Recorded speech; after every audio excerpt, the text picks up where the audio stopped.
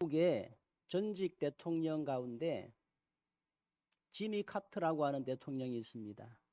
이분이 위대한 이유는요, 대통령으로 재직할 시에는 백성들에게 그렇게 인기가 많이 없었습니다.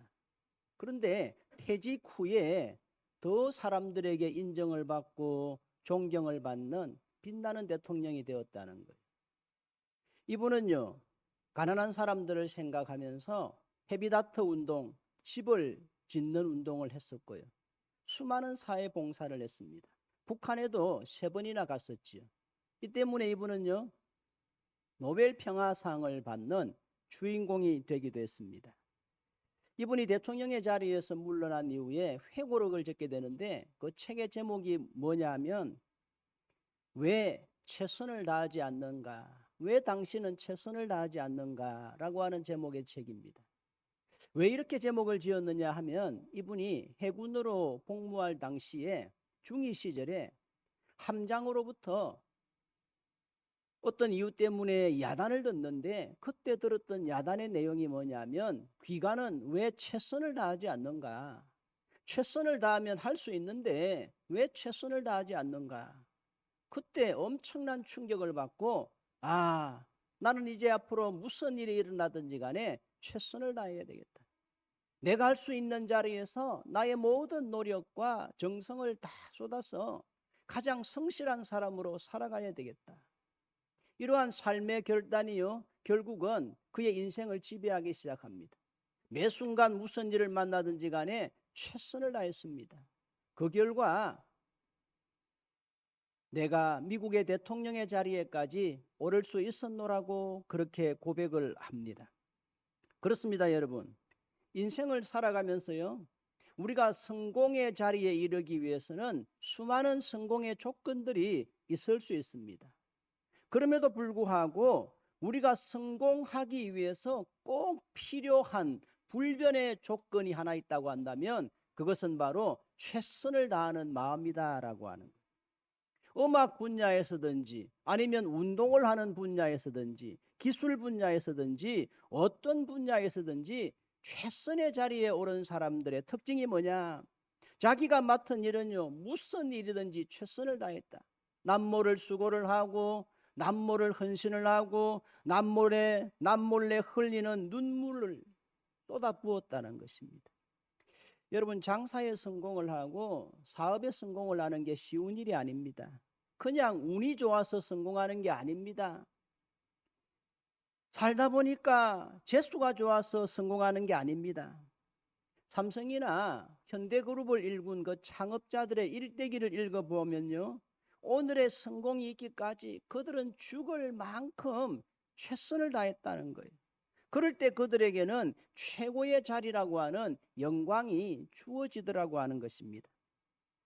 지난주에 이어서 오늘 또 서머나 교회에 대해서 살펴보는데요, 이 서머나 교회는 소아시아에 있던 7교회 중에 하나였습니다. 그 7교회 가운데 가장 모범적인 교회였지요.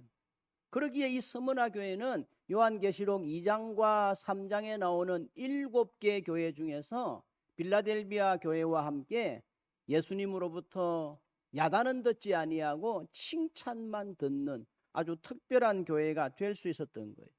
그러면 이런 서머나 교회가 잘하는 것이 무엇이냐? 한마디로 말해서 신앙생활에 최선을 다했다는 거예요. 오늘 본문의 표현을 빌린다면 죽도록 충성스러운 교회였다라고 하는 것입니다. 본문 9절 말씀해 보시면요, 서머나 교회가 그 당시에 처해 있던 상황이 기록되어 있습니다.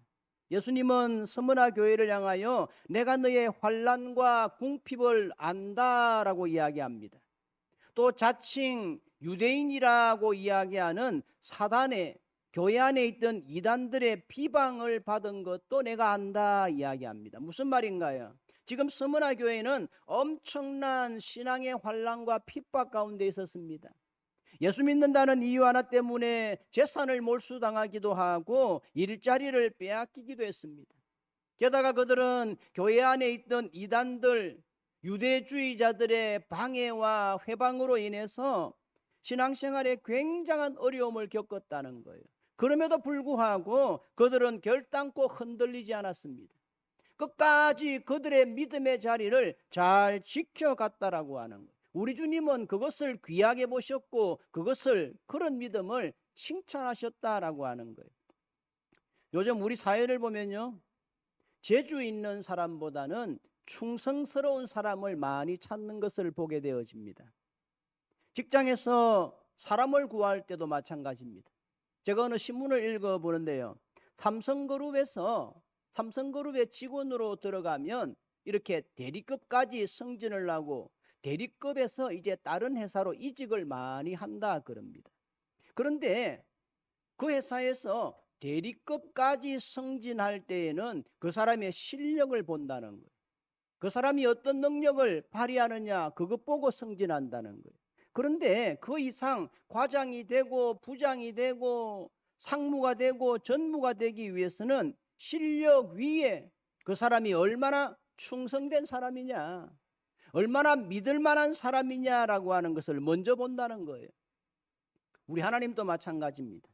하나님은 우리가 얼마나 재주 많은 사람이냐, 얼마나 능력이 많은 사람이냐라고 하는 것을 보시기보다는 적은 일이라도 내가 맡은 일에 얼마나 최선을 다하고 얼마나 성실한 사람이냐를 보신다는 것입니다. 그래서 고린도전서 4장 2절 말씀해 보시면요, 같이 읽습니다. 그리고 맡은 자들에게 구할 것은 충성이니라. 맡은 자들에게 구하는 것이 무엇이라고요? 충성이라고 이야기합니다. 이처럼 하나님은요, 뛰어난 사람보다는 충성된 사람을 먼저 요구하신다는 거예요.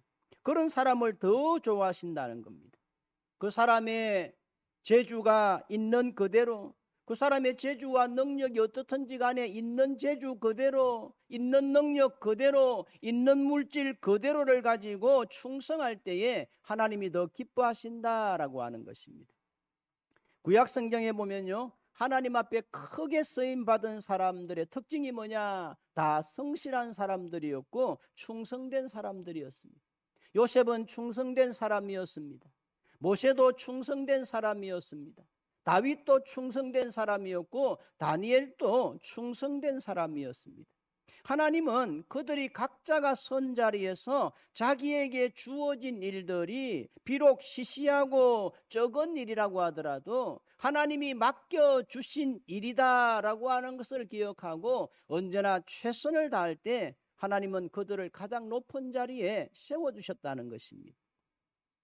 영국의 한 어느 왕자가 사냥을 갔다가 그만 일행과 떨어지게 되고 길을 잃어버리게 되었습니다. 한참 산을 헤매다가 어떤 목동을 만나게 되었어요. 내가 이 나라의 왕자인데 길을 잃어버렸다. 그러니 나에게 길을 좀 안내해라. 왕궁으로 돌아갈 수 있는 길을 안내해달라고 이야기합니다. 그러자 그 목동이 이야기합니다. 왕자님, 죄송하지만 제가 지금 남의 집에 일꾼으로 부름을 받아서 지금 남의 양떼를 치는 목동으로 있습니다. 그런데 내가 이 양떼들을 두고 왕자님을 따라서 길을 안내하러 가면 이 양떼들은 다 흩어지게 되어집니다. 그러면 제 일에 제가 충성을 하지 못하게 됩니다. 마음이 다급해진 왕자는 또 이야기합니다. 그래, 내가 너의 심정은 충분히 알겠다. 그러면 너 요즘에 한 달 월급 얼마를 받느냐? 내가 너의 받는 월급의 3배를 줄 테니 잠깐 길을 안내하고 와서 다시 돌아와서 양떼를 돌보면 되지 않느냐? 그래도 그는 이야기합니다. 아닙니다. 저는 이 양떼를 버리고 갈 수가 없습니다. 제가 잠깐 왕자님을 따라간 동안에 사나운 늑대들이 와서 이 양떼들을 해칠 수도 있습니다. 화가 난 왕자가 칼을 끄집어내고 위협을 합니다. 길을 안내하지 않으면 내가 너를 죽여버리겠다. 예, 왕자님이 저를 죽이시더라도 저는 왕자님을 따라갈 수가 없습니다. 대신에 제가 왕자님을 따라가면서 길을 안내할 수는 없지만 왕자님이 길을 잘 찾아가실 수 있도록 설명을 잘 해드리겠습니다. 그러면서 왕자님, 저쪽에 보이는 동산을 넘어서 지나가면 조그마한 계곡이 하나 나오는데 그 계곡길을 따라서 아래로 20분쯤 내려가면 사람들이 사는 집이 나올 겁니다. 거기서 좀 더 자세하게 물어서 찾아가십시오. 왕자는요, 하는 수 없이 자기 혼자 길을 물어서 왕궁으로 돌아갔습니다. 이후에 세월이 지나서 이 왕자가 왕이 되었는데요, 자기 주변에 진짜 믿을 만하고 신실한 사람, 그런 사람을 자기 곁에 두고 싶은 거예요. 그래서 누구를 할까? 자기 주변에 있는 사람들을 아무리 둘러보아도 자신의 생명까지 맡길 만큼 충성스러운 사람은 찾아볼 수가 없더라는 거예요. 그래서 고민을 하다가 결국은요, 자기가 왕자 시절에 자기에게 길을 가르쳐 주지 아니하고 끝까지 자기의 직분에 최선을 다했던 그 목동을 떠올리고는요, 그 목동을 데려와서 자기의 빚으로 삼았다라고 하는 이야기가 있습니다. 여러분, 이것이 바로 충성의 마음이다라고 하는 거예요. 사람은 저마다 은사가 다릅니다. 재주도 다르고 능력도 다릅니다. 그럼에도 불구하고 우리 모두에게 꼭 필요한 한 가지의 마음, 그것은 바로 내가 맡은 일에 최선을 다하고 충성을 다하는 마음이라고 하는 거예요. 한 남자가 애견샵에 가서 강아지를 한 마리 사려고 합니다. 그러면서 주인에게 말합니다. 나는 주인만을 따르는 진짜 충성스러운 강아지 한 마리를 사고 싶습니다. 그러자 주인은요, 기뻐하면서 우리 집에 꼭 그런 강아지가 한 마리 있습니다. 그러면서 강아지를 데리고 와서는 이야기합니다. 이놈이 우리 집에서는 제일 충성스러운 강아지입니다. 내가 이놈을 손님에게 4번이나 팔았는데 4번이나 다시 내게로 돌아온 강아지입니다. 그러더라는 거예요. 여러분, 이런 강아지를 사야 되겠습니까? 안 사야 되겠습니까? 우리는 이 충성이라고 하는 단어를요, 굉장히 거창한 것으로 또 굉장히 부담스러운 것으로 생각하는 경우들이 많이 있는데요, 실제로 이 충성이라고 하는 것은 그렇게 거창한 것이 아닙니다. 저는 이 시간 지금 우리가 할 수 있는 충성에 대해서 말씀드리고 싶습니다. 무엇보다도 먼저 충성은요, 자세에서부터 시작되어진다라고 하는 거예요. 제가 이전에 섬기던 교회에서 청년들을 오랫동안 지도한 적이 있는데요, 청년들 가운데 꼭 이런 친구들이 있어요. 어떤 친구들이냐? 재주는 있는데, 청년들 중에 보면 재주는 있는데 태도가 삐딱하고 자세가 삐딱한 친구들이 있어요. 언사는 있고 능력은 있는데 무슨 일을 맡겨놓기만 하면 이런저런 핑계를 대고 불평을 하고 불만이 많은 친구들입니다. 반면에요, 재주는 별로 없는데 태도가 좋고 자세가 좋은 친구들이 있습니다. 실력은 좀 부족하지만 긍정적인 마음으로 내가 좀 부족하지만 내게 맡겨주신 그 일 한번 해보겠습니다. 최선을 다하는 그런 자세를 가진 청년들입니다. 여러분, 제가 어떤 청년들을 더 좋아했을까요? 어떤 청년들을 데리고 일을 했을까요? 잘 아시네요. 근데 여러분 아십니까? 시간이 조금 지나고 나니까요, 처음에는 실력이 좀 부족했던 친구였는데 자세가 좋았던 친구들이 결국에는 나중에 더 좋은 팀장이 되고 리더가 되고 일꾼이 되더라고 하는 것입니다. 여러분, 우리도 마찬가지입니다. 여러분, 우리가 남들보다 뛰어나면 얼마나 더 뛰어나겠습니까? 재주가 있으면 얼마나 더 있겠습니까? 다 거기서 거기입니다. 50보 100보입니다. 도찐 개찐입니다. 종이 한 장 차이예요. 여러분, 비행기를 타고 하늘 높은 곳에 올라가서 보면요, 1층짜리 단칸집에 사는 우리 집이나 10층짜리 빌딩이나 다 거기서 크기다는 거예요. 우리가 보기에도 그러한데 하물며 하나님 보시기에는 더하겠지요. 여러분, 우리는 이것을 잊지 말아야 합니다. 그러기에 우리에게 재주보다 더 중요한 것이 무엇이냐? 자세라고 하는 거예요. 태도라고 하는 것입니다. 어느 시골에 면장이 있었습니다. 그는 늘 자신이 면장이라는 사실에 대해서 불만이 많았습니다. 내가 공부를 못했나? 대학을 안 나왔나? 얼굴이 못생겼나? 근데 겨우 시골 면장이라니. 그러면서 늘 불평하면서 면사무소에 앉아있기보다는 도지사를 만나야 된다고, 시의원 만나고 구의원 만나고 정치인 만나야 된다고, 그들과 교제해야 된다면서 늘 도청 소재지에 나가서 놀았습니다. 그러면서 나한테 도지사를 한번 시켜봐라. 내가 못하나? 나한테 대통령을 한번 시켜봐라. 내가 누구보다도 더 잘할 자신이 있다면서 큰 소리를 칩니다. 그렇게 큰 소리를 치는 동안에 면장으로서의 근무 태도가 좋았을까요? 안 좋았을까요? 나중에 이 소문이 도지사의 귀에 들어갑니다. 결국은요, 오래지 않아서 그 면장직에서 해임되고 말았다는 거예요. 여러분, 충성이라고 하는 것은요, 내일부터 하는 게 아닙니다. 오늘 지금 이 자리에서부터 시작하는 것입니다. 리크루트라고 하는 한 설문회사 조사에 따르면요, 우리나라의 청년들이 학교를 졸업하고 회사에 들어가면 95%는 다 실망부터 한다는 거예요. 왜요? 내게 맡겨진 일이 너무 시시하다는 거예요. 회사에 들어가면 아주 큰 일을 맡고 중대한 프로젝트를 맡을 줄 알았는데 대부분 허드렛 일부터 시작하지요. 커피 심부름을 하고 복사 심부름을 하는 일들이 많습니다. 그래서 불평이 나오고 불만이 나오고 회사가 싫어진다는 거예요. 이것은요, 학력이 높은 사람일수록 더 그렇다는 것입니다. 그러나 분명한 것은 무엇입니까? 우리에게 그 순간에 주어진 그 작은 일에 최선을 다하지 않는 사람에게는요, 상사나 회사가 더 큰 일을 절대로 맡기지 않는다라고 하는 거예요. 여러분, 이것은 우리 하나님도 마찬가지입니다.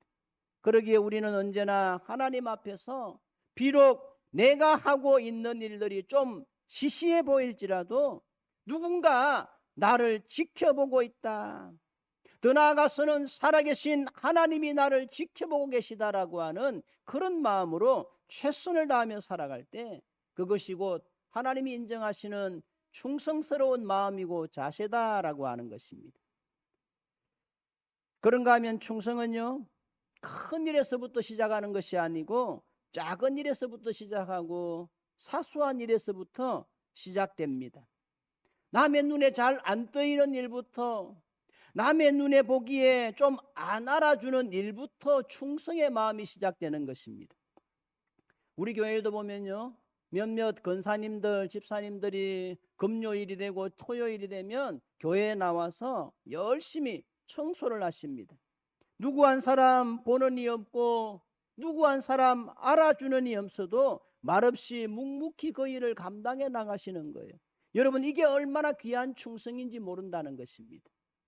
여러분, 우리가 무슨 일을 하든지 간에 좀 폼이 나고 얼굴이 드러나는 일에는요, 경쟁자들이 많습니다. 하고 싶어하는 사람들이 많아요. 그러나 작은 일에 충성하면요, 경쟁자도 없습니다. 여러분, 화장실 청소는요, 경쟁자가 없기 때문에 누구라도 마음만 먹으면 아무라도 할 수가 있는 거예요. 그러나 진정한 충성은요, 이렇듯 적은 일에서부터 시작하는 것이고 또 하나님이 보시기에는 그게 진짜 충성의 마음이라는 것입니다. 그런가 하면 충성은요, 계속 하는 거예요.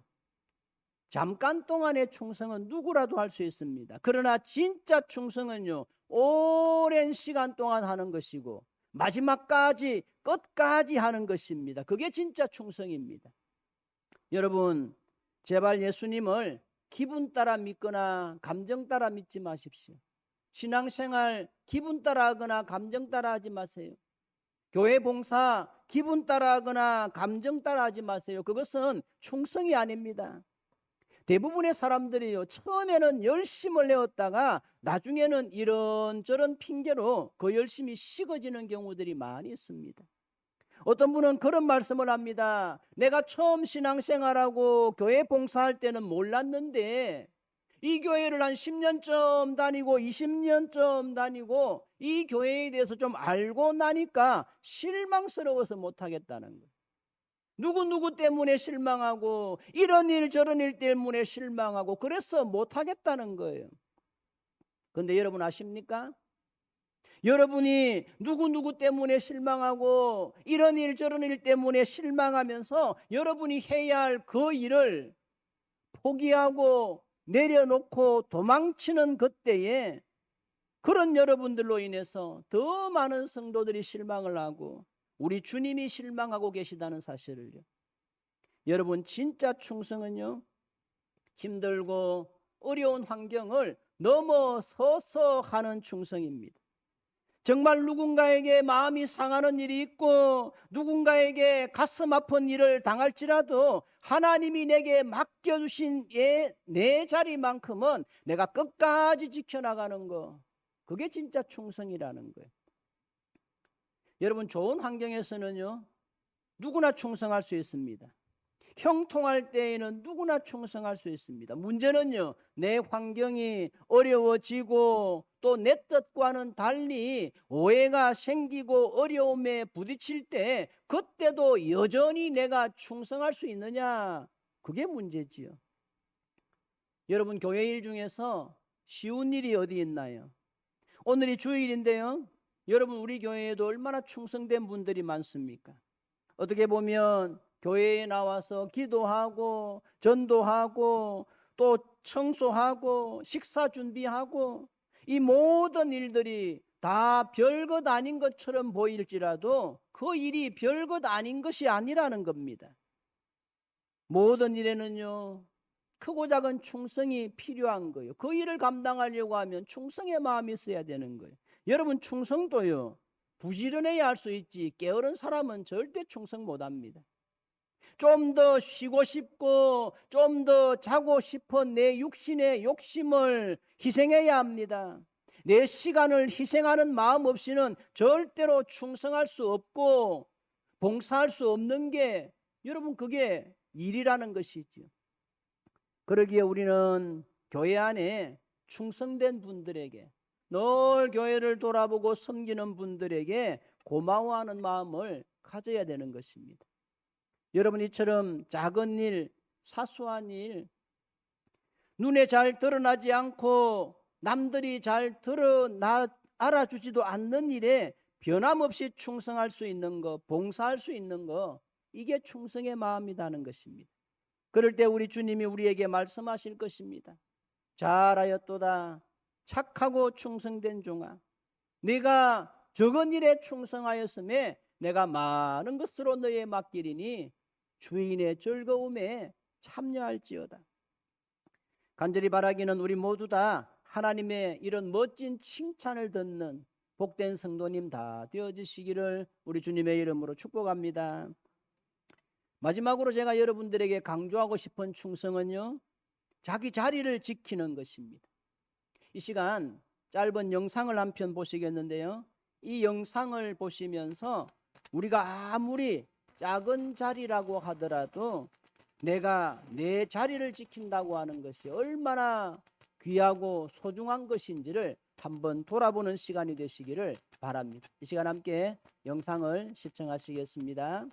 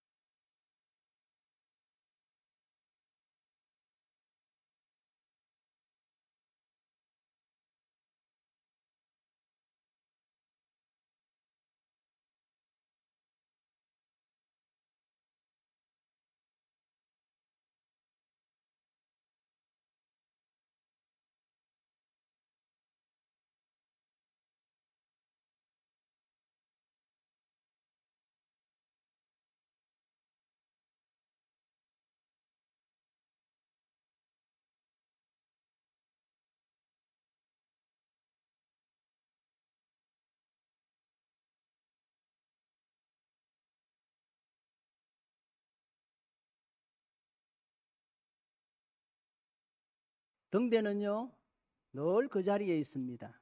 남들이 알아주든 알아주지 않든 늘 그 자리에서 빛을 밝히고 있습니다. 그럴 때 망망한 바다 한가운데에서 길을 잃어버리고 위험에 처해 있던 수많은 배들이 그 등대의 불빛을 바라보고 방향을 잡는 것입니다. 이게 바로 충성이라고 하는 것입니다. 아름드리 금옥은요 오랜 세월 한자리에 머물러 있어야 만들어지듯이 우리도 우리 각자의 주어진 자리, 그 자리가 어떤 자리이든지 간에 내 자리를 꾸준히 지키는 것이 필요합니다. 마귀는요 우리로 하여금 늘 나 자신이 있는 자리를 시시하게 생각하게 만들고 불평하게 만들고 없는 자리만 바라보게 만듭니다. 그러나 이것은 마귀가 우리를 망하게 하려고 하는 유혹이라고 하는 것을 알아야 합니다. 어떤 상황에서든 자기의 자리를 지키는 것이 중요합니다. 여러분 우리가 가정을 보아도 마찬가지입니다. 남편으로서의 자리가 있고 아내로서의 자리가 있고 자녀로서의 자리가 있지 않습니까? 좀 따분하고 지루해도 그런 내 자리를 묵묵히 지켜가는 것이 중요합니다. 그게 충성입니다. 아이들도 보면요 정서적으로 안정이 된 아이들의 특징은 뭐냐? 다 어머니가 가정에 성실하고 충성된 사람들입니다. 아이의 마음에 집에 가면 언제든지 내 어머니가 나를 기다리고 있어요. 내 아버지가 나를 기다리고 있어요. 내 할머니가 나를 기다리고 있어요. 이것보다 정서적으로 더 안정감을 주는 것은 없다는 것입니다. 여러분 부모의 자리가 얼마나 큽니까? 아이들의 마음에 부모는요 영웅과도 같습니다. 그러기에 그들을 실망시켜서는 안 됩니다. 상처를 주어서도 안 됩니다. 우리가 가정에서 우리의 자리에 충성하지 못할 때 그들의 영혼이 피해를 입고 자녀들의 마음이 상처를 입고 다치게 됩니다. 충성은 거창한 게 아니에요. 그저 묵묵히 부모로서의 내 자리를 지키기만 해도 되는 겁니다. 그런가 하면 우리에게는 성도로서 각자 맡은 직분자로서의 자리도 있지 않습니까? 집사로서의 자리, 권사로서의 자리가 있고 또 성도로서의 자리가 있지 않습니까? 이 모든 자리들은요 하나님 앞에서 우리가 마땅히 지켜가야 될 믿음의 자리고 충성의 자리가 아닙니까? 그러기에 우리는 이 자리들을 끝까지 묵묵하게 지켜가야 되는 것입니다. 혹시 그동안 신앙생활에 오면서 교회에 대해서 실망을 하고 목사에 대해서 실망을 하시거나 아니면 다른 성도들 때문에 마음이 상해서 봉사의 자리를 떠나 있거나 성도들과의 교제의 자리를 떠나 있는 분들은 없습니까? 그러시다면 이 시간 다시금 우리를 만지시고 일으키시는 하나님의 은혜의 힘으로 그 아픈 과거는 다 떨쳐버리고 이제 다시금 담대히 일어서서 여러분의 자리를 찾으시고 그 자리를 끝까지 지켜가실 수 있기를 바랍니다. 내 자리는요 다른 사람 누군가가 찾아주는 게 아닙니다. 내가 내 스스로 그 자리를 찾아야 되고 지켜가야 되는 거예요. 여러분 기억하십시오. 정녕 우리가 지금 살아있기 때문에 지켜야 될 자리가 있는 것이 아니라 반대로 내가 지켜가야 될 자리가 있기 때문에 하나님이 오늘도 우리의 생명을 연장시켜 두셨다라고 하는 거예요. 하나님이 우리에게 맡기신 귀한 자리들을 한번 생각해 보십시오. 직분자로서의 자리가 있습니다. 성도로서의 자리가 있습니다. 예배의 자리, 기도의 자리, 전도의 자리, 봉사의 자리가 있습니다. 사회적으로는 직장인으로서의 자리가 있습니다. 가정에 가면 부모로서의 자리, 자녀로서의 자리가 있습니다. 하나님이 맡겨주신 이 모든 자리들은요 어느 것 하나 귀하지 않은 자리가 없고 어느 것 하나 소홀히 할 수 있는 게 없다라고 하는 것입니다. 그러기에 우리는 이대로 그냥 주저앉을 수 없습니다. 다시 한번 힘을 내고 용기를 내어서 일어서고 내 자리를 되찾아야 합니다. 혹 내 마음에 다른 사람에 대해서 원망이나 분노하는 마음이 있거든 기도하는 중에 용서하며 나아가야 합니다. 혹 내가 다른 사람에게 실수한 게 생각나거든 회개함으로 나아가야 합니다.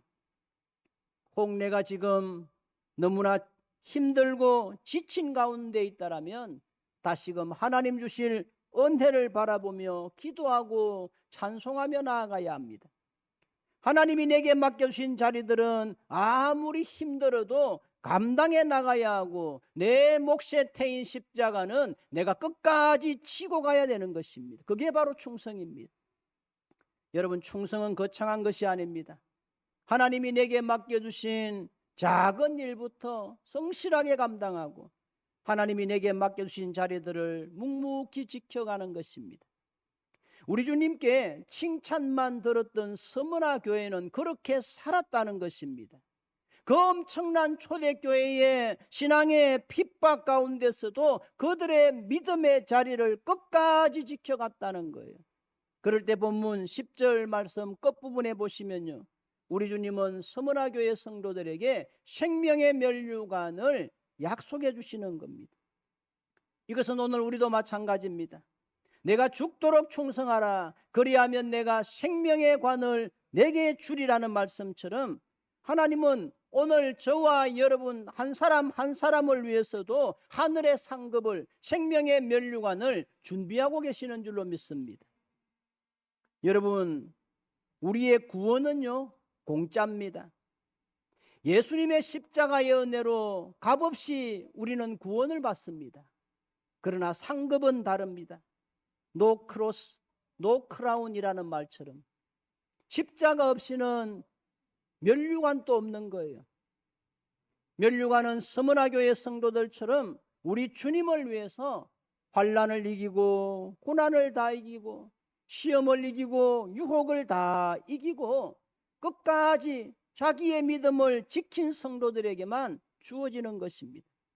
그리고 하나님은요, 우리 모든 성도들이 어떻게 하든지 간에 하늘의 면류관을 다 받아 쓰기를 원하시고 계신다는 거예요. 여러분, 우리가 그것을 어떻게 할 수 있느냐? 성경을 보면 알 수 있습니다. 실제로 성경을 보면요, 면류관이 하나만 있는 게 아닙니다. 다양한 면류관들이 나옵니다. 화면에 보시면요, 대표적으로 5가지의 면류관을 소개하고 있습니다. 이 5가지 면류관은 어떤 사람이 받느냐? 다음 화면을 보시면요, 같이 읽어보겠습니다. 사명을 다 감당한 성도에게는 의의 면류관, 믿음의 정조를 지킨 성도에게는 섭지 아니하는 면류관, 영혼을 구원한 전도자들에게는 자랑의 면류관, 시험을 견딘 성도들에게는 생명의 면류관, 양무리의 본이 된 목자들에게는 영광의 면류관을 주신다라고 말씀해 주십니다. 여러분, 하나님이 우리를 위해서 예비해 놓으신 이 많은 면류관 중에서 우리도 하나쯤은 다 받아 쓰셔야 되지 않겠습니까? 이 많은 면류관 중에서 하나도 받지 못하고 천국에서 개털모자나 쓰고 다니면 되겠습니까? 그러기에 우리는 장차 우리에게 주어질 저 영원한 하나님의 나라 천국을 바라보고 또 우리에게 주실 저 영원한 면류관들을 사모하면서 오늘 우리의 환경이 아무리 어렵고 힘들더라도 저 서문화 교회의 성도들처럼 끝까지 우리의 믿음을 잘 지켜가는 충성된 성도들, 믿음의 승리자들이 다 되셔서 하나님이 우리를 위해서 예비해 놓으신 저 면류관들의 주인들이 다 되어지시기를 우리 주님의 이름으로 축복합니다. 아멘. 찬송하겠습니다.